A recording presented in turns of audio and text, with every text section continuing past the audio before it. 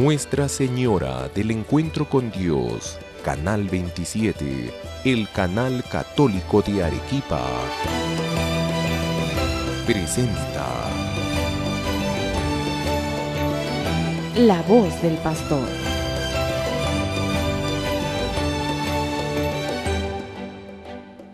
Queridos hermanos y hermanas, nuevamente juntos en La Voz del Pastor. Vamos terminando ya esta parte de nuestro catecismo que nos habla de la pasión y de la muerte de nuestro Señor Jesús. Dios mediante, el próximo encuentro hablaremos ya de su sepultura. Nos habíamos quedado en ese momento, digamos así, tan intenso en la vida de Jesús, que es el momento de la última cena. Jesús reúne a sus discípulos, a sus apóstoles, para celebrar con ellos la última cena, y decíamos que esa última cena no es otra cosa que la gran cena de Pascua, que todos los judíos celebraban por mandato de Dios para hacer memoria o memorial de su salida de Egipto y de su entrada en la tierra prometida. Dios había liberado de la esclavitud del faraón a los judíos. A lo largo de 40 años los había llevado por el desierto y los había introducido a esa tierra que dice la Escritura que emana leche y miel. Y entonces, desde ahí, Dios había mandado al pueblo de Israel que todos los años, ese mismo día, el día 14 de Nisán, se reúnan en pequeños grupos familiares para celebrar la Pascua. Pascua significa paso. En este caso era el paso de la esclavitud de Egipto a la libertad de la tierra prometida. Jesús, decíamos en nuestro último encuentro, como buen judío, también se reúne con su grupo familiar. Fíjense qué importante. Los judíos celebraban esta fiesta en familia, no en el templo de Jerusalén, sino en las casas. Era una celebración familiar. Jesús la celebra con sus apóstoles. ¿Qué significa eso? Que los apóstoles son la familia de Jesús. Es decir, fíjense qué bonito, qué profundo esto, lo que dice Jesús: estos son mi madre y mis hermanos, los que escuchan la palabra de Dios y la ponen en práctica. Nosotros, la iglesia, los cristianos, somos la familia de Jesús. Y en esa última cena, en cierto modo, estamos presentes todos, toda la familia de Jesús estábamos presentes ahí.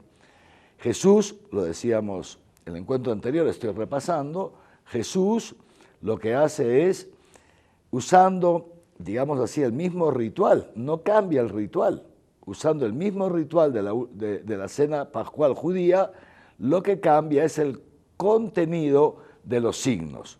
Entonces, ese pan que usaban los judíos para hacer presente la esclavitud en Egipto, un pan ácimo, un pan que es difícil de masticar porque es duro, etc., usando ese mismo pan, Jesucristo dirá: tomad y comed todos de él, porque esto es mi cuerpo que será entregado por ustedes. Es decir, a partir de Jesús, ya ese pan no hará referencia a la esclavitud de Egipto, sino que hará referencia a otra esclavitud mucho más fuerte, mucho más profunda, la esclavitud de nuestros pecados. Y luego, terminada la cena, porque era una cena, terminada la cena, Jesús levanta la copa de vino, que antes se levantaba para significar la entrada a la tierra prometida, y ahora Jesús dice: tomad y bebed, porque esta es mi sangre, sangre de la alianza nueva y eterna. Ya no es la alianza que Dios pactó con Israel en el Sinaí, en base al cumplimiento de los 10 mandamientos, sino una alianza nueva y eterna, que será en la sangre de Jesús, que será derramada, dice Jesús, por ustedes y por muchos, para el perdón de sus pecados. De esta manera Jesús instituye la Eucaristía y dice a los apóstoles, terminando, dice esto: haced esto en memoria mía, en conmemoración mía, o haced esto como mi memorial. Es decir, Jesús, al instituir la Eucaristía, manda a su iglesia que celebre esa Eucaristía como un memorial de su pasión y de su muerte, pero también de su resurrección. Lo que está haciendo Jesús en la última cena es anticiparnos lo que ya dentro de unos momentos, digamos así, pocas horas, Él realizará en su propia carne. Y decíamos también que terminada la última cena, Jesús entonces cruza el Valle del Cedrón y se va ahí al huerto de los Olivos en Getsemaní a rezar, donde no solamente fue esta vez, también había ido otras veces con sus apóstoles. Y Jesús entra en esta situación de angustia, de esto ya hemos hablado, y le pide al Padre, si es posible, aparte de mí este cáliz, pero que no se haga mi voluntad, sino la tuya.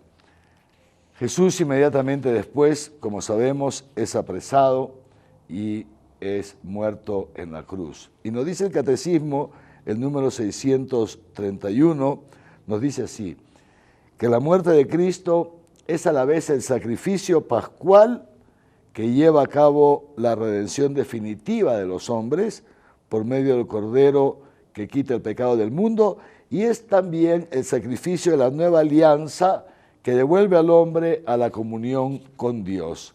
Es decir, Jesús en la cruz realiza dos cosas. Primero, paga por nuestros pecados. Todos nosotros con nuestros pecados, dice San Pablo, nos habíamos hecho acreedores de la ira de Dios.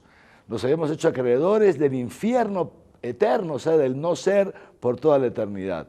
Jesús cancela la antigua condena del pecado y no solamente perdona nuestros pecados, expía nuestros pecados, sino que además nos reconcilia con Dios, nos restablece en la comunión con Dios, esa comunión que fue rota por la desobediencia de Adán. Entonces, a través de la obediencia de Jesús, se paga o se restablece la desobediencia de Adán. Ya lo dice tan bonito el apóstol San Pablo en la carta a los Romanos, que nos cita el Catecismo, el número 615. Como por la desobediencia de un solo hombre, todos fueron constituidos pecadores, por la desobediencia de Adán, todos hemos nacido con el pecado original, entonces así también por la obediencia de uno solo, en este caso Jesús, todos serán constituidos justos. He aquí la solidaridad del género humano, algo que tantas veces no entendemos. Muchas veces nos preguntamos, ¿y por qué? Si Adán pecó, ¿por qué yo tengo que nacer con el pecado original? ¿Por qué tengo que tener dentro de mí esta naturaleza, digamos así, todavía enferma? ¿No es cierto? Esta naturaleza inclinada hacia el mal. Si no es culpa mía, esto lo he heredado de Adán, parecería injusto, pero no es injusto, porque Dios, al momento de crear al hombre, fíjense la sabiduría infinita de Dios, ese amor infinito, al momento de crear al hombre, Dios sabía muy bien que iba a pecar Adán, sí, pero sabía muy bien también que tú y yo íbamos a pecar, que cada uno de nosotros íbamos a pecar. Y entonces, si cada uno iba a ser solamente responsable o iba a experimentar solamente las consecuencias de sus propios pecados, es decir, un individualismo, la verdad es que todos hubiéramos quedado condenados para siempre porque todos íbamos a pecar, lamentablemente, pero es así. Entonces, ¿qué hace Dios en su infinita sabiduría, en su infinito amor? Desde el inicio de los tiempos crea esta solidaridad humana, de modo tal que aquellas obras malas de un hombre, en este caso, por ejemplo, el pecado de Adán, efectivamente repercute en nosotros, pero también las obras buenas. Y la obra mayor, obra buena, ¿cuál es? El sacrificio redentor de Cristo. Es decir, por la obediencia de Cristo, si no fuera por la solidaridad del género humano, la obediencia de Cristo le hubiera servido a Él, y estupendamente bien por Él, nos hubiéramos alegrado todos por Él, pero no nos hubiera servido a nosotros. Gracias a la solidaridad del género humano, es que no solamente nosotros hemos quedado condicionados por el pecado de Adán, sino que también nosotros tenemos la posibilidad de ser constituidos justos, dice San Pablo, justos, santos, por los méritos de nuestro Señor Jesucristo. Y aquí la gran novedad del cristianismo, queridos hermanos, es esta, que Jesucristo ha pagado por nuestros pecados. Jesucristo en la cruz ha pagado por tus pecados, por los míos también. Quisiéramos no tenerlos, pero los tenemos. Lamentable, pero cierto.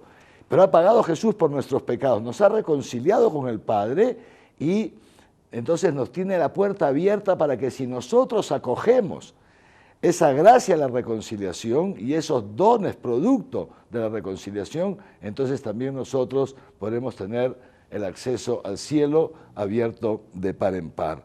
Jesús, pues, se entrega en expiación por nuestros pecados y consuma ese sacrificio en la cruz.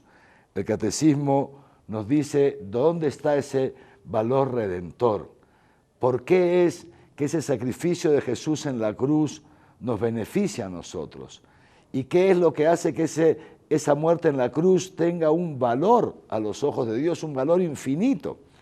El número 616 del Catecismo nos dice esto: el amor hasta el extremo es el que confiere su valor de redención y de reparación, de expiación y de satisfacción al sacrificio de Cristo.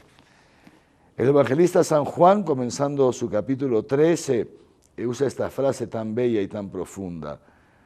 Sabiendo Jesús que había llegado su hora de pasar de este mundo al Padre, habiendo amado a los suyos que estaban en el mundo, los amó hasta el extremo. Esta es la frase, queridos hermanos y hermanas, que nos ilumina ese sentido o esa motivación, ese motor que lleva a Jesús a la cruz. Los amó hasta el extremo. Fíjense ustedes, cuánto nos ama Dios. Jesús, verdadero hombre, pero verdadero Dios. Nunca nos olvidemos de esto. Dios, verdadero Dios que se hace hombre. Y Dios te ama hasta el extremo. Dios te ama hasta el extremo. ¿Hasta qué extremo? Hasta el extremo de dar su vida por ti. Dios te ha amado antes de la creación del mundo y ha concretizado ese amor haciéndose hombre para morir en la cruz por ti, para el perdón de tus pecados concretos. Yo no sé quiénes están detrás de estas pantallas. Seguramente muchos de ustedes, seguramente la mayoría de ustedes son gente que participa activamente en la vida de la iglesia y que procuran llevar una vida ajustada al Evangelio. Pero tal vez hay algún hermano que me está escuchando o alguna hermana que me está viendo ahora y que está con sus pecados en las manos. Tal vez un pecado, qué sé yo, de convivencia, un pecado de rencor, un pecado de resentimiento, no sé, cada uno conoce sus pecados, orgullo, soberbia, no se sabe quedar callado, no sabe ser humilde, no sabemos, cada uno tiene sus propios pecados. Bueno, cualquiera que sea la situación en la que te encuentres ahora que me estás escuchando, has de saber una cosa, que independientemente de nuestra situación, independientemente de nuestros pecados, Jesús nos ama hasta el extremo. Lo digo de otra manera, Dios nos ama hasta el extremo, aún con nuestros pecados, por más graves que sean estos pecados. Y eso es lo que ha llevado a Jesús a la cruz, ese amor a su Padre. Mi Padre y yo somos uno, dice Jesús. Ese amor infinito hacia su Padre que lo lleva a obedecerle porque se fía de Él, porque lo ama tanto que no lo puede desobedecer. Como un hijo, cuando ama a sus papás, también los obedece, también se fía de ellos, etc. Jesús ama tanto a su Padre que no lo puede desobedecer. Pero no solamente lo ama a Él, también nos ama a nosotros. Entonces se deja clavar en la cruz en obediencia y por amor a su Padre y por amor también a nosotros.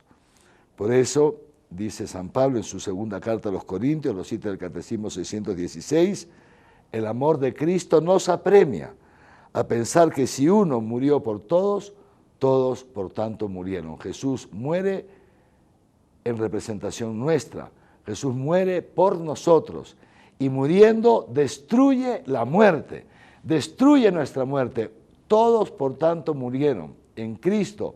Todos los que nos acogemos a Cristo por la fe, queridos hermanos, hemos muerto ya en Cristo y en consecuencia no tendremos que volver a morir. La muerte ha sido vencida en la resurrección de nuestro Señor Jesucristo. Por eso, y termino ya, la Iglesia venera la Santa Cruz de Cristo. Los cristianos veneramos la Santa Cruz de Cristo porque sabemos que de ahí ha brotado nuestra redención y nuestra reconciliación. Y para terminar, el último número de esta parte, el número 618. Esa cruz de Cristo es el medio que Dios ha usado para salvarnos, pero es también el medio a través del cual, nos dice el Catecismo, Jesús nos quiere unir a nosotros los hombres y de manera particular a nosotros los cristianos nos quiere unir en esa misión redentora. ¿Qué significa eso?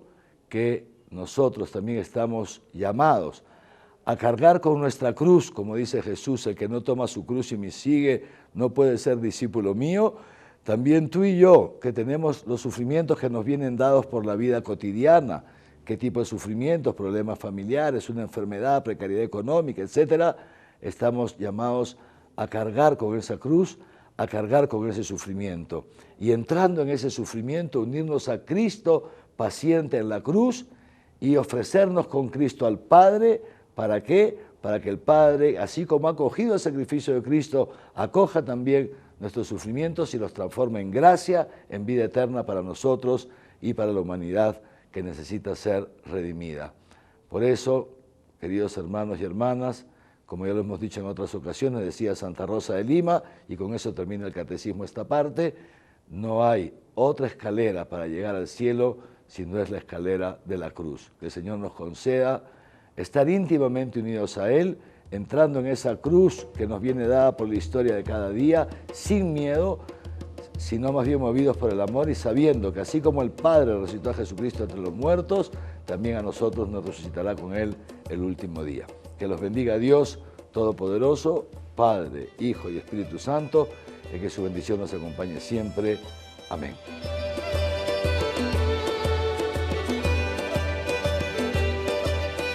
Nuestra Señora del Encuentro con Dios, Canal 27. El Canal Católico de Arequipa presentó La voz del pastor.